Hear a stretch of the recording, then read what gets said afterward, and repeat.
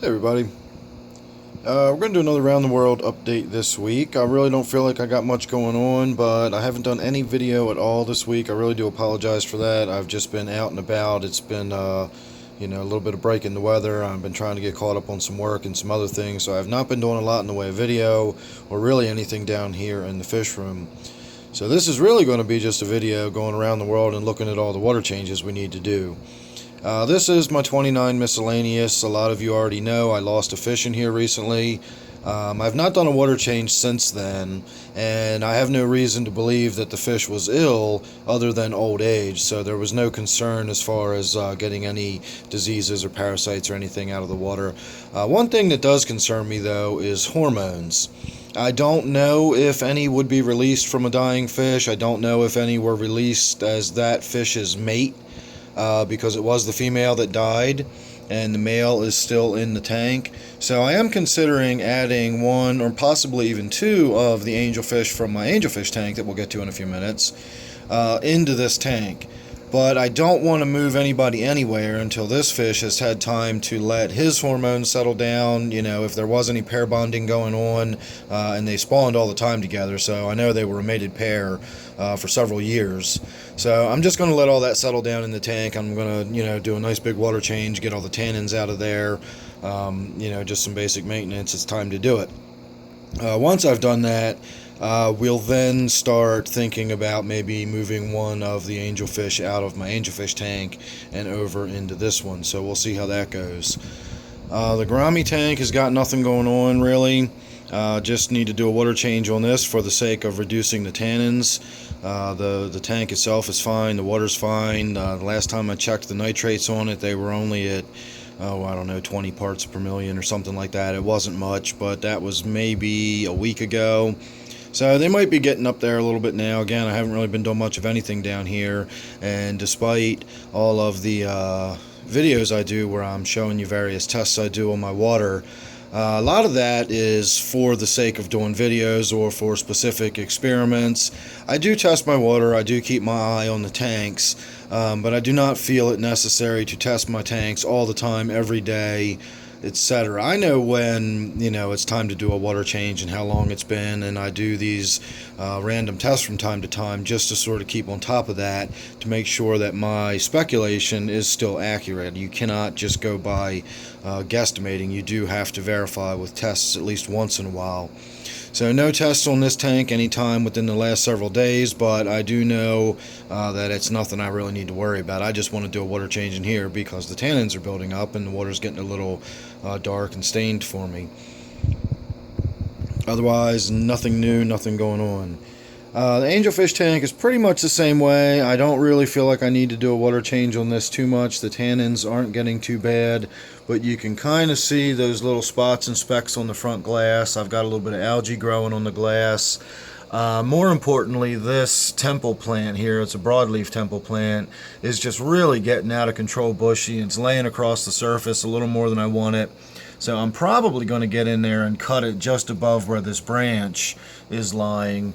Believe it or not, all that growth is actually attached to a piece of wood. I have a branch in there that I found in my local stream across the street from my house a couple years ago, and that Anubias and Java has been growing on it for quite a long time now. So just above where that branch goes through that temple plant is where I'm going to be snipping it, and then I think I'm probably going to wind up giving some of the cut plants to a buddy of mine, and then maybe putting some more of it somewhere else in one of my tanks or something. I don't know. But other than that, nothing really going on in here. Just again, due for a water change. Everybody's doing all right. I do, want to reiterate that I don't recommend putting Serpae tetras in with angelfish. They are fin nippers. I did not realize that when I put them together, and they do take their toll on the angelfish. Nothing too bad, so I don't worry that much about it, but it is something that I would not recommend doing if you can avoid it, and it will not be something I'll be doing again in the future. So moving on to the T-bar tank. The only thing going on with this tank is we need to do a water change, and that's about it. That's going to be the theme tonight, everybody. I really do need to get in this one. My algae is finally starting to come back, and it's coming back in force. It's all that Spirogyra algae, the green long hair algae, and you can see it looks sort of like green shag carpets, all fuzzy all over everything. That will wipe off. You can really see it up here on that Java that's directly under the light. That'll come off easy enough. It's no big deal. It's just a matter of me getting in there and doing it. You can see a lot of it on this these leaves down here too. Now I'm not going to get in there and do anything with hydrogen peroxide. I've just been doing, enough experiments with that over the last year or so that I've come to realize that it's not really worth it. I don't think you get enough cleaning for the risk you're taking and for the potential damage you might be doing to the animals. If it really knocked the algae out of the tank and was really effective, I would recommend doing it, but in my experience it really does not. It'll be far easier for me to get in there with a little bit of a brush and scrub it out a little bit and vac it than putting hydrogen peroxide in there and risking the health of any of the animals. And I did actually add some neons. I forgot about that. I got some 8 otosynchlas and I think 10 neons went in this tank, so I really do like the addition of the neons. They're still on sale at my big chain pet store, so I bought 10 more and they are in QT right now. So when they come out, I think I'm actually going to add them to the school and have a school of 20 neons in this tank. I just decided that I really, I've got the earth tones covered. I've got the reds and the oranges and the browns and the blacks. Even, there's a little bit of my black ghost knifefish, speaking of blacks. Even with the T-bar, the oranges and the purples, there's a lot of earth tones in there. There's a lot of dark, soft colors. There's a lot of rich tones. It's nice having that nice bright blue that really pops. I always talk about neons as though they're mobile sequins. You can just put them in your tank for a splash of color anywhere, and this is a really good example of how that really pays off. So that's all that's really going on with this tank. My black ghost knifefish has been coming out a little more, so maybe I'll put my camera up again and we'll get some more video of him swimming around. I really can't believe how big he's getting. He's just getting huge. So hopefully we'll get to see a little bit of him in the near future. We'll get the camera set up on the tripod and let it run, and we'll see what happens. So this tank is my open top 20 long. Let me switch hands with the camera here. All that really needs to be done with this one, again, is a simple water change, basic filter maintenance. But I really want to show you how much maintenance I have to do on the plant. I got to do some downright gardening on this one. Let me see if I can get it up, showing up on my flashlight well enough here. So you can see the water sprite is just growing up and out of the tank all the way around.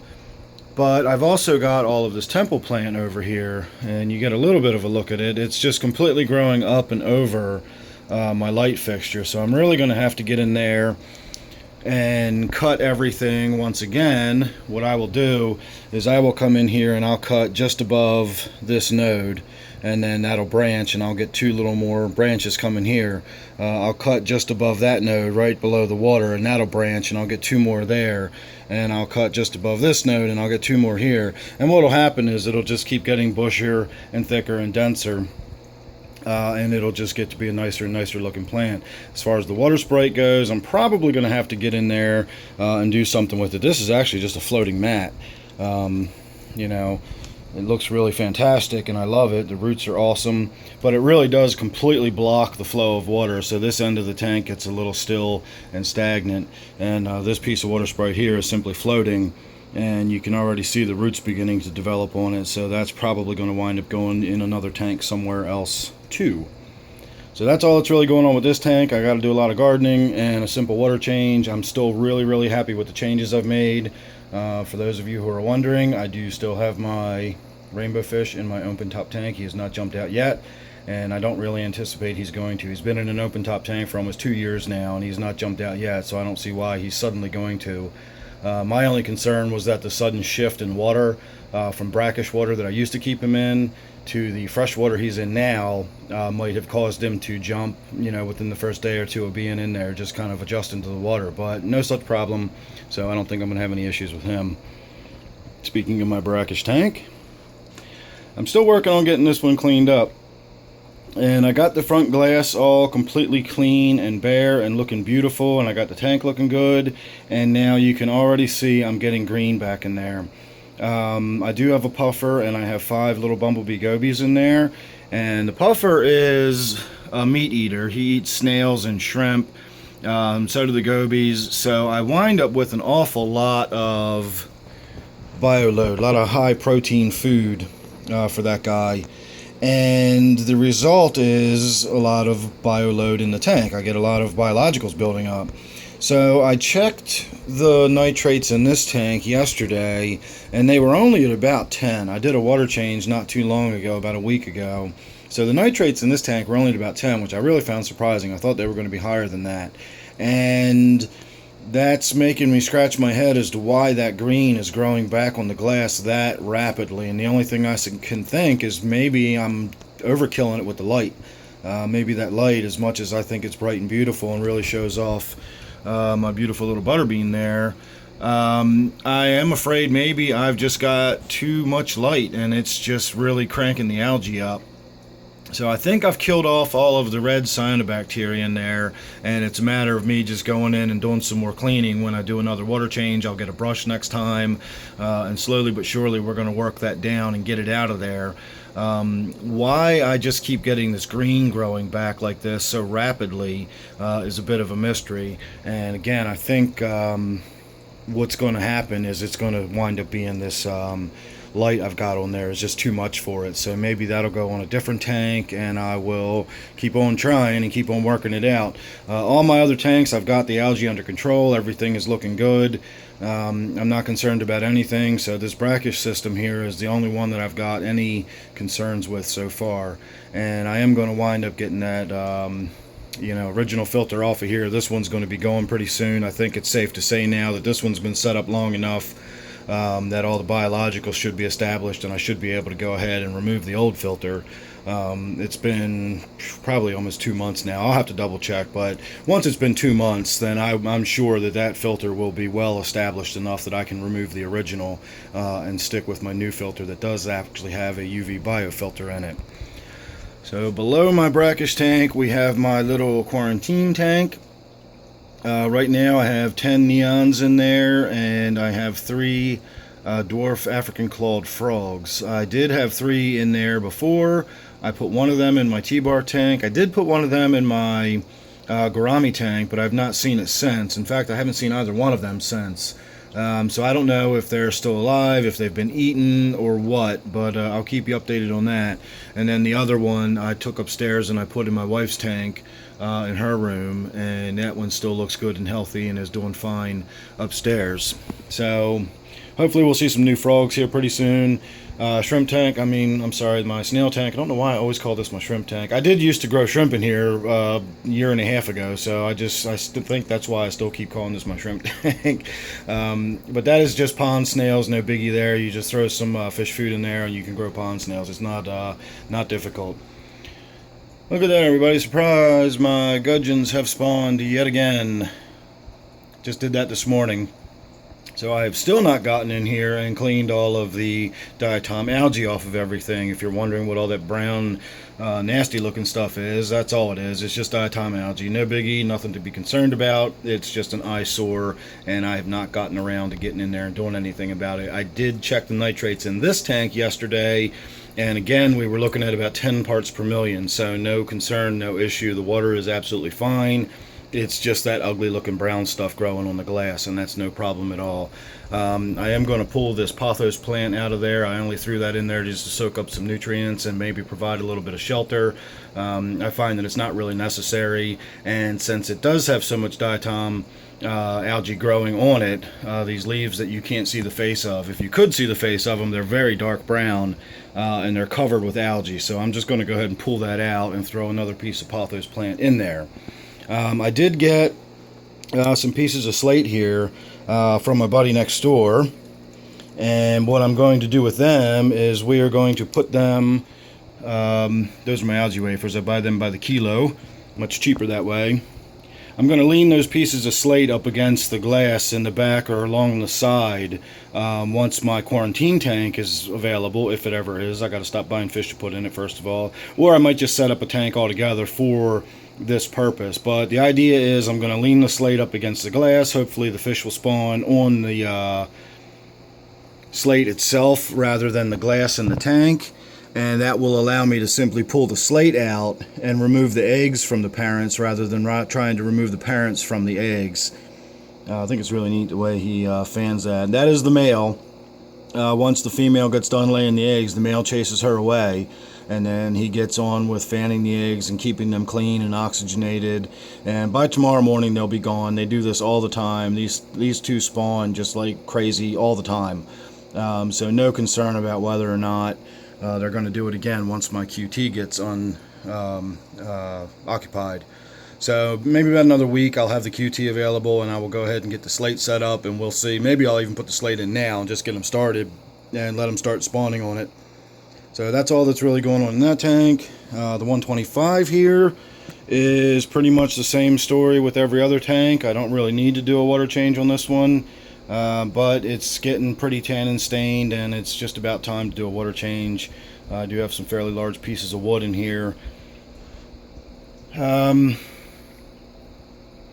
Again, nothing really to talk about in here. I guess we can just look at the fish for a few moments. I always am interested in the fact that this one, I bought these loaches, these two clown loaches. They were the same size, from the same place, same store, on the same day, etc. I brought them home, and one has doubled in size compared to the other one.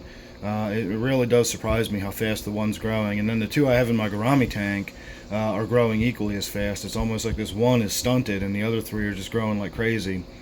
So I do need to get in here and do some more trimming. This is what I like to think of as my Odo tree. It's always just covered with Otocinclus. They really like this one for some reason. I want to get in here and trim up this massive monster of a water sprite that is growing across the surface of this tank. That's all one plant. That's just absolutely enormous. It grows across the surface and down over, wraps across my spray bar, and is actually hanging down behind the spray bar. So what I'm actually going to do is get in here and I'm going to cut branches. You know, I'm going to cut them off here and there and there. So I'm going to keep the main body, and I'm going to keep the main new growth and all that big root mass that my catfish likes to hide in. I just have to do something about the full coverage over everything in the tank. It's beautiful, but it's just getting to be a little too much. There's another one of my Odos up there. You can see where I have little patches of roots hanging down in little clusters where it looks like there's a plant sort of stuck in the middle, and that really is, that's a new plant. If it's still attached, if I get in there and gently tug on that, I can tease it out and pull that away, and I'll have a complete new plant. That is one that's already been pulled free. That's another one that's been pulled free. So I do have some free floating plants in there that need to come out as well. And then I've got all of this narrow leaf temple plant that is getting a little bit overgrown and lengthy too. That'll need to be getting trimmed back here pretty soon. But my main goal right now is to get in there and really knock back a lot of this water sprite. And this is lace leaf water sprite. I do have the broadleaf water sprite, but this is lace leaf water sprite. And again, in a 125 gallon tank, we'll take a step back here as we finish up the video. That's a 6-foot long tank. And you can see, you know, the water sprite pretty much goes from here to here. That is one massive plant. Absolutely beautiful though, I love it. Somebody asked me today what my favorite floating plant was, and I said absolutely no contest, it is water sprite. And out of the two, I think I like the lace leaf better than the broadleaf. So there's our update. Hopefully next week when we do another Around the World update, and maybe we'll get some video in between now and then. Next week we will get to see some tanks that have some nice bright clear water in them, and I can get some of these tannins out and some of these plants out, and maybe we'll get a little better look at the fish. So thanks for watching, everybody. I hope you enjoyed. If you're not subscribed already, please go ahead and do so. That way you don't miss anything coming up. And hopefully I'll have some more stuff coming up. Like I said, the weather's been nice and I've been outside, so we'll see what happens. So thanks again for watching, and I'll see you real soon.